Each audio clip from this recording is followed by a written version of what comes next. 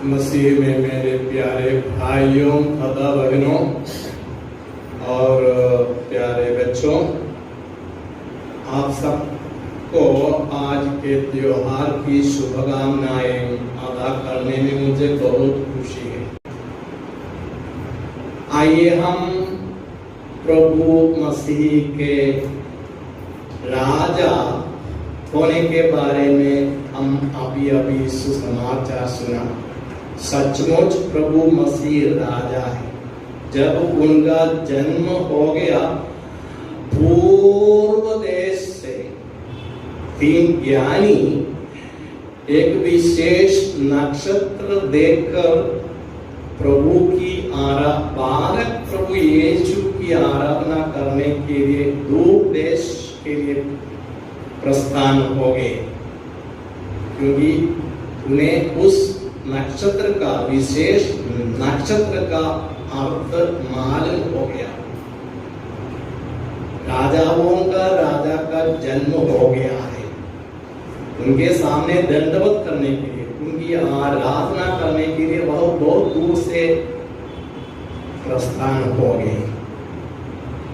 और राजा होते हुए भी राजाओं का राजा होते हुए भी उनका जन्म कहाँ हुआ? उनको जन्म लेने के लिए राजमहल नहीं मिला, राजवाड़ी नहीं मिली, एक बंगलो नहीं मिला, एक बड़ा घर नहीं मिला, छोटा घर भी नहीं मिला, झोपड़ी भी नहीं मिली, गोटा मिला, गाय का गोटा।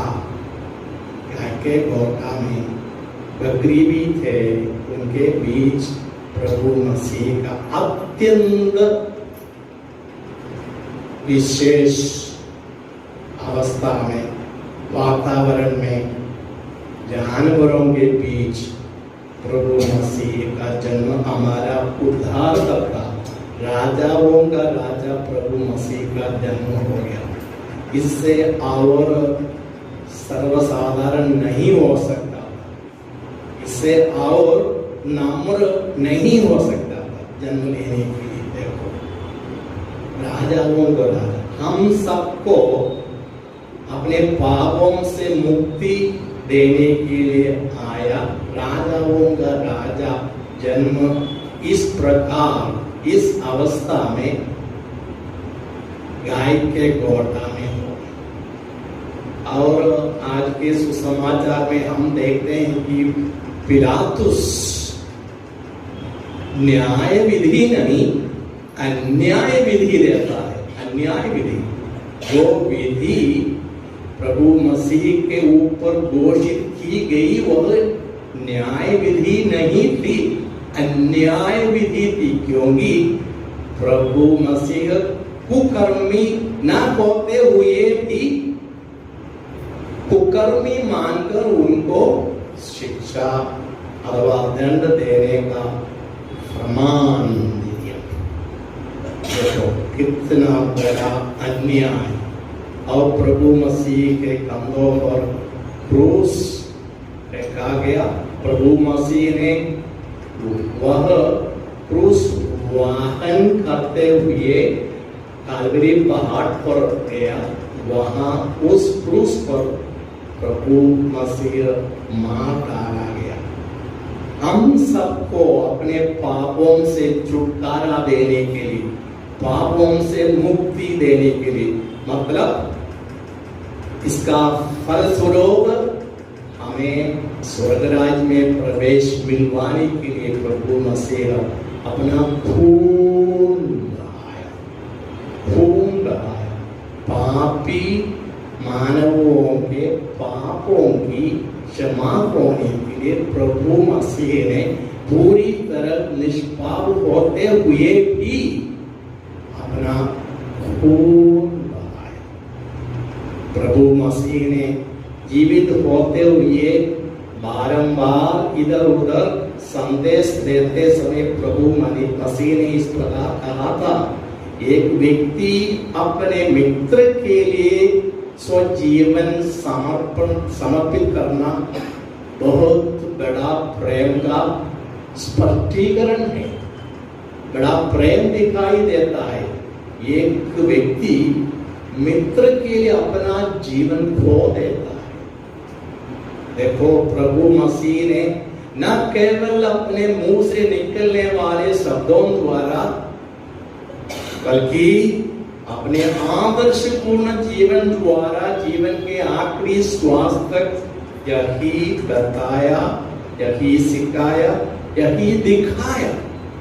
सिर्फ मित्र के लिए नहीं, शत्रुओं के लिए भी उसने अपना जीवन खो दिया। शत्रुओं के लिए भी देखो, मरते मरते मरते प्रभु मसीह ने क्रूस पर से इस प्रकार प्रार्थना की, हे पिता ईश्वर, इनकी क्षमा कर। किनकी? इन लोगों की जिन्होंने मुझे क्रूस पर लगाया, क्रूस पर मार डाल रहे, इनकी क्षमा कर। देखो, अपने मित्रों के लिए सिर्फ नहीं, शत्रुओं के लिए भी प्रभु मसीह ने इस प्रकार प्रार्थना की, इनकी क्षमा कीजिए। और उनके साथ 2 डाकुओं को भी क्रूस पर चढ़ाया गया था। एक प्रभु की निंदा कर रहा था क्रूस पर से, दूसरे को प्रभु मसीह की बहुत बड़ा अनुग्रह मिला।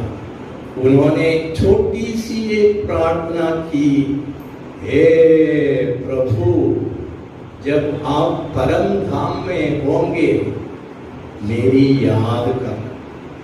वो भी मरते मरते इस प्रकार की प्रार्थना की, अपने सब पापों के लिए एक ही छोटे वाक्य में इस प्रकार नम्र बनकर, दिलगीर होकर, अपने पापों के बारे में पूरी तरह दिलगीर होकर प्रार्थना की, प्रभु मसीह मेरी याद कर। और उसी क्षण प्रभु उत्तर देता है, मित्र, तुम आज मेरे साथ परम धाम में रहोगे। बहुत संत बन गया। डाकू होते हुए, डाकू था, वहां संत बन गया और स्वर्गराज में प्रवेश किया। इसलिए हर पापी को एक भविष्य है, हर पापी को भविष्य है।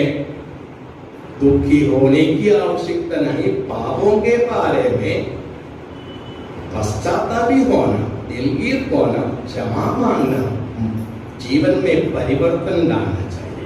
परिवर्तन की आवश्यकता है। यदि हम मन में घुसकर जांचे तो अवश्य हमें मालूम हो जाएगा, हमें कोई भी संत नहीं है, संत के समान भी नहीं है। हम इंसान है, इंसान होने के कारण हमें कमजोरियां हैं, कमजोरियां बहुत है, एक ना एक कमजोरी है। उन सब कमजोरियों को समझ ले, उनके बारे में क्षमा मांगे प्रभु से। और कमजोरी के कारण यदि हमने किसी को कुछ दुख पहुंचाया तो उनके पास जाके क्षमा मांगे और अपने जीवनचर्या में परिवर्तन लाने की हर संभव कोशिश करें। फिर तो करेंगे तो अवश्य हम भी उस भले डाकू के समान स्वर्गराज में प्रवेश करेंगे। यह प्रभु चाहता है, यह प्रभु हमसे चाहता है। लेकिन हमें से कितने लोग इस प्रकार के कार्यक्रम में भाग लेते समय इस प्रकार हम सोचते हैं, परिवर्तन की आवश्यकता है। दोस्तों, हमारे जीवन में परिवर्तन की आवश्यकता है। हमारी दिनचर्या प्रभु को पूरी तरह पसंद नहीं है। त्रुटियां हैं, कमजोरियां हैं, बात करने की तरीका में गलतियां हैं, काम करने की तरीका में गलतियां हैं। छोटे मोटे वो पाप करते हैं, झूठ बोलते हैं, चोरी भी करते हैं। ये सब हमको छोड़ देना पड़ता है। आखिरी मरते मरते मरते उस भले डाकू के समय कब तक चोरी करते रहे, झूठ बोलते रहे, मरते मरते मरते उसी क्षण प्रभु मेरी क्षमा कर। वो ठीक नहीं है, वो ऐसा करना अच्छा नहीं है। एक भले यीशु भक्त का चिन्ह नहीं है, चिन्ह नहीं है। प्रभु को एक सवाल पूछा गया, आज के सुसमाचार में हम देखते हैं, क्या तुम राजा हो? किसने पूछा? अन्याय विधि घोषित करने वाले पिलातुस ने पूछा, क्या तुम राजा है? प्रभु मसीह ने क्या कहा? हाँ, मैं राजा हूं, मैं राजा हूं, लेकिन मेरा राज्य इस संसार का नहीं है। दोस्तों, आज भी यही उत्तर है, प्रभु मसीह राजा है, लेकिन इस संसार का राजा नहीं है, दूसरे एक संसार का है, हृदयों का राजा। प्रभु मसीह हमें जन्म लेने के लिए राजबाड़ी नहीं चाहता है, महल नहीं चाहता है, बड़ा मकान नहीं चाहता है, झोपड़ी भी नहीं चाहता है, गाय का गोटा भी नहीं चाहता है। आपका हृदय, आप लोगों का हृदय, मेरा हृदय प्रभु आज चाहता है बारंबार जन्म लेने के लिए। इसलिए मैंने कई बार यहाँ बताया है, अपना हृदय एक मंदिर है। हमारा हृदय चाहता है बारंबार जन्म लेने के लिए, बारंबार जन्म लेने के लिए। प्रभु हमारा हृदय, दिल एक मंदिर, एक कहानी नहीं, फिल्मी गीत भी है, दिल एक मंदिर है। जब हम एक कोई तो भी इंसान को मिलते हैं, हम एक मंदिर के पास, इसलिए आदर के साथ व्यवहार करें, सब इंसानों के साथ बहुत आदर के साथ, किसी को नीच नहीं समझना, किसी को तुच्छ नहीं समझना, चाहे पढ़ा लिखा व्यक्ति, चाहे एकदम निरक्षर अनपढ़ व्यक्ति है, लेकिन ईश्वर का मंदिर है, ईश्वर का निवास स्थान हर एक इंसान के हृदय में है, आपके हृदय में, मेरे हृदय में, सबके हृदय में प्रभु मसीह का मंदिर है। मंदिर है तो पवित्र है। इसलिए ईश्वर की आराधना करने के लिए सचमुच मैं पूरे दिल से बोलता हूँ, इस प्रकार के मानव निर्मित मंदिर में आने की आवश्यकता नहीं।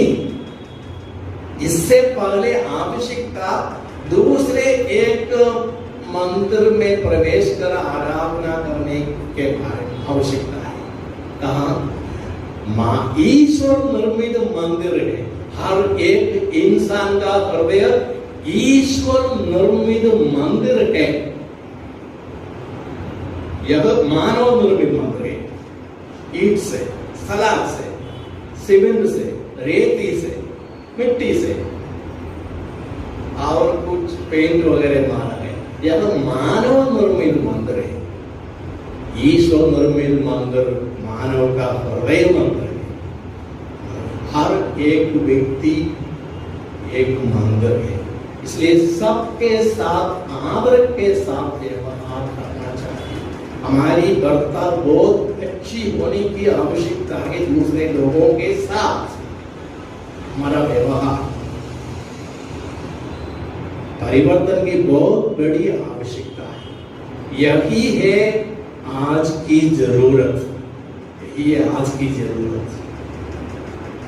इसलिए कुछ कोरोना महामारी से हम ज्यादा दुखी नहीं होना चाहिए। हम अपने, हमें मालूम है ईश्वर ने हमारी सृष्टि की है। कुछ भी हो, ईश्वर ने हमारी सृष्टि एक महान उद्देश्य के लिए की है।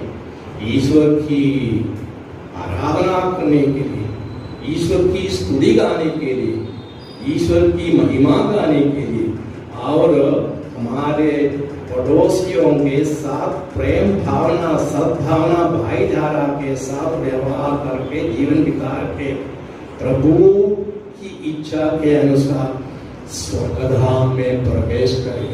यही उद्देश्य है। हम क्या खाए, क्या पिए, हम बड़े मकान में रहे, छोटे मकान में रहे, बड़ी गाड़ी में सफर किए, ये इन सवालों को कोई स्थान नहीं है। ईश्वर के सामने कोई महत्व नहीं है। झोपड़ी में रहने वाले, महल में रहने वाले समान है, समान है। अंबानी हो, कोई नाई हो, हमारे गांव का नाई, यह भला आदमी है तो मुकेश अंबानी से बहुत अच्छा आदमी है प्रभु के सामने। यहाँ का एक नाई और करोड़पति, भारत का सबसे बड़ा धनवान, धनी मुकेश अंबानी, उसकी मन की अवस्था मुझे नहीं मालूम। चाहे भला आदमी है, चाहे और कुछ है, मुझे नहीं मालूम। मैं कोई विधि करने का अधिकार मुझे नहीं है। न्याय विधि नहीं है, अन्याय विधि भी नहीं, कुछ भी। मैं न्यायाधीश नहीं है। लेकिन धन हमारे इस धरती पर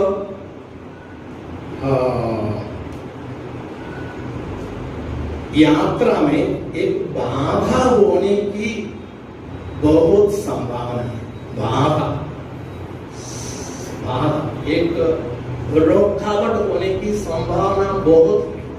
धन, इसलिए धन नहीं होना अच्छा है, लेकिन एक भिखारी होने के कारण वह स्वर्गधाम में प्रवेश करे, वैसा भी नहीं है। धन की अवस्था के आधार पर दोस्तों, मुझे शायद 5 या 10 मिनट दिया गया था, शायद मैंने ज़्यादा दिया, माफ कीजिए। मैंने सोचा कुछ लंबी अवधि के बाद आपको 2 शब्द कहने का मौका मिला, इस मौके का सदुपयोग करें। यह तो मेरी इच्छा थी, आपको मन को स्पर्श करने के लिए कुछ तो भी बताना मेरी इच्छा थी, वह मेरा कर्तव्य था। मैंने सोचा ईश्वर द्वारा दिया गया यह अवसर का अच्छा उपयोग करना चाहिए। मैं सोचता हूँ मैंने अपना छोटा कर्तव्य निभाया। आप भी कृपया मेरे लिए प्रार्थना करें। पिता, पुत्र और पवित्र आत्मा के नाम पर आमीन।